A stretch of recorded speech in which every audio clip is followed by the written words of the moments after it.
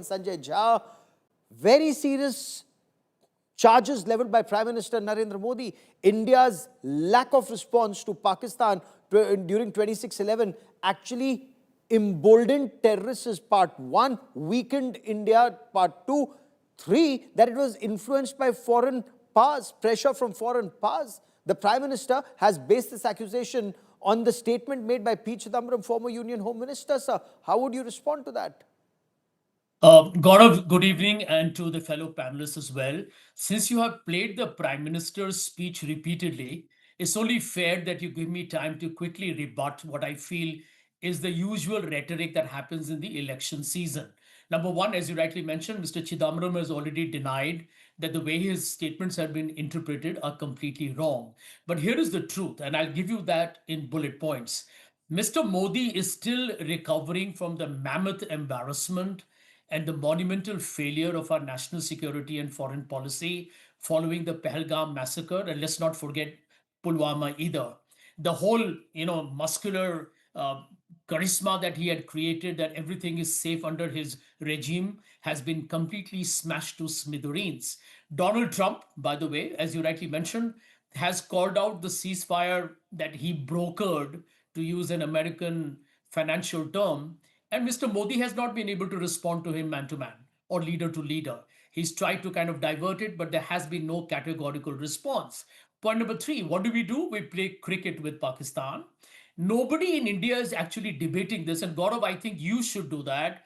Is the significance of the Saudi Arabia Pakistan defense understanding or defense pact, which basically on India means, First, we've discussed that. We've discussed that not just on India First, also Chakravarti. However, my question to you was Congress inaction during 26/11, and since you stay in Mumbai, you would understand the agony. I've covered 26/11. I was in Mumbai outside Taj when those Pakistani terrorists were neutralized, outside CST, covering it over those 3-4 days, and subsequently, the air chief then told me they had a war plan. They wanted to strike terror at source. That permission never came. And when, I'll get Syed Zafar Islam to respond whatever way the BJP may want to respond. But as someone who's been covering national security, let me do inaction my part then first. And targeting 9 terrorist camps now, 11 air bases and 6 radar stations. Do you see inaction versus this action, sir? I don't think so at all.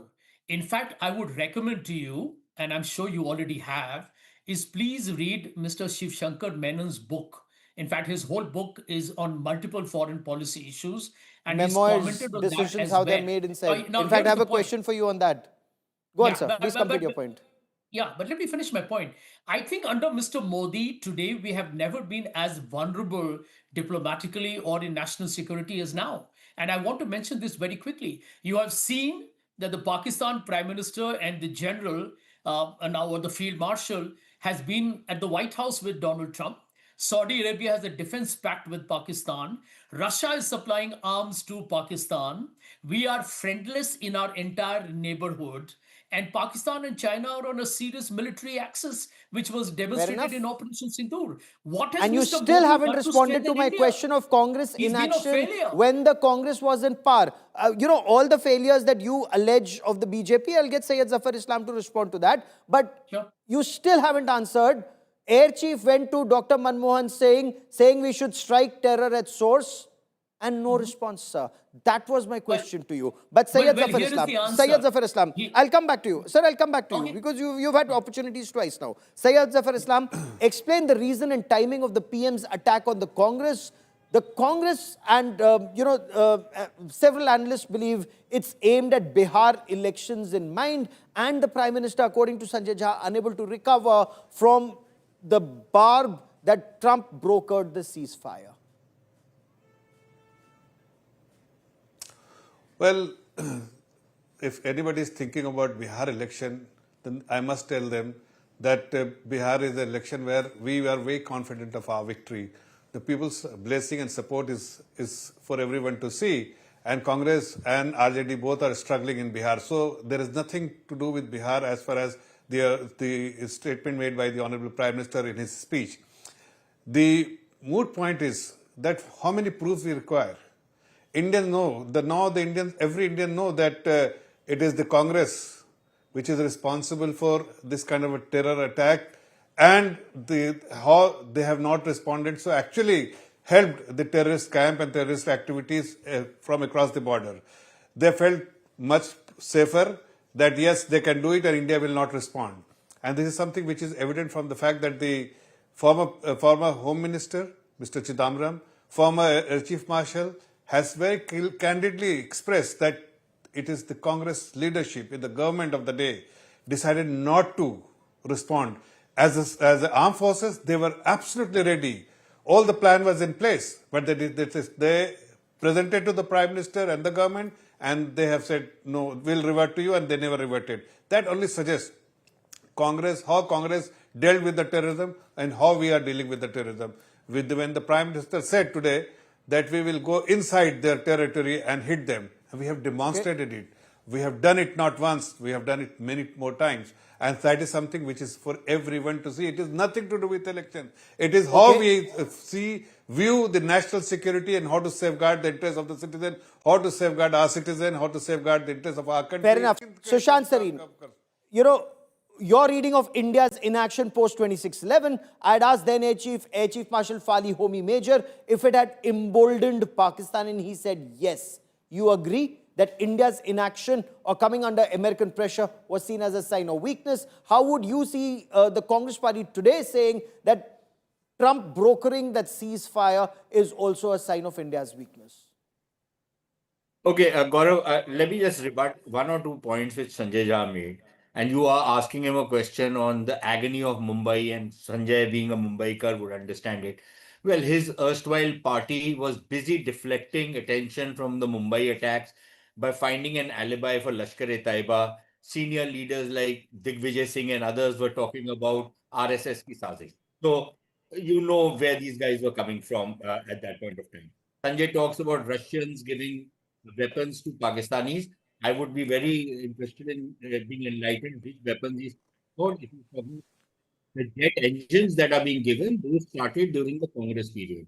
And the Congress party did not do anything about it at that point of time. So that goes back more than a decade, even longer. 2012, I think, yes, sir. so Sanjay should be aware of that. On your main question, look, Gaurav, at one level, what the Prime Minister says was not true only for what the Congress party was doing, but virtually every government in India had the policy of turning the other cheek to Pakistani terror attacks. We remember what happened even during Op Parakram. Yes. We took our forces to the border but never carried it through, partly because there was a lot of pressure on the then Vajpayee government to not go ahead with it. During 2008, again, there was pressure, and there's no need to hide it. It was, of course, American pressure. But what was worse than American pressure was that, and this is documented, I'm not making it up, that Dr. Manmohan Singh was meeting some US senators who were then going to be traveling to Pakistan, and he tells them that, listen, why don't you go and ask the Pakistanis that if we go and drop a few bombs to satisfy Indian public opinion, that they should not retaliate. To which the American senators were told that these guys have lost their mind, we will retaliate. Right? So they were looking for permission from Pakistan to attack Pakistan. Now, it's all very well for people like Mr. Shiv Shankar to write books and say that, that when we took this thing up diplomatically, there was a lot of dividends that came our way. Please tell me what dividends came our way. What did the world do to Pakistan after 2008, after those Mumbai attacks? And I'll tell you what the Americans did. The so-called very enlightened President Obama actually dropped in on a meeting of General Kiani to find out how they can coordinate and cooperate much better on a variety of issues insofar as Afghanistan was concerned and regional security was concerned. So this American romance with Pakistani military dictators, and Kiani was also a dictator, unless, of course, you think that Pakistan is a democracy.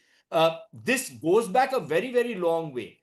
I think what is different this time has been that the government, and this not just now, it started from 2016, but I think we have said that if there is a certain threshold of tolerance, if it crosses that, we will attack. We haven't defined the threshold of tolerance, and to some extent that's problematic. But I think the kind of response that India has started taking the Pakistanis know that unless they are ready to risk a full-fledged conflagration, they will have to pull back their punches insofar as spreading terrorism is concerned. And one just last point to Sanjay, when he Okay. talks about India were unsafe because of Pulwama and what happened in Pahalgam, during the UPA years, there were at least 17 major attacks at the time when we were uh, in close talks with the Pakistanis. We were in peace talks with the Pakistanis.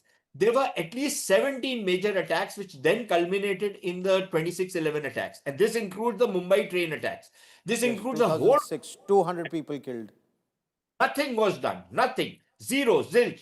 So, if the policy was to retaliate by threatening to retaliate, then yes, it was a very successful policy. But I don't Okay. think the Pakistan will be impressed, which is why You've raised very pertinent points. Before I bring in Jen Meston and Dr. Tara Kartha, Sanjay Jha, you had your hand up. You wanted to respond briefly, sir, to the points made by Sushant Sareen. Well, this whole story that is being spread by the right-wing ecosystem about the number of attacks that happened during the time of the UPA, they conveniently forget to tell the people of India that in a number of them, the accused were not anybody else, but many of them from our own country. And although they have been subsequently acquitted, as would probably happen under the kind of dispensation we have, don't ever forget what Rohini Salian once said on the NIA issue. And she was, by the way, the Sir, public so you're giving prosecutor Pakistan a about clean the chit and pressures. blaming Hindu terror.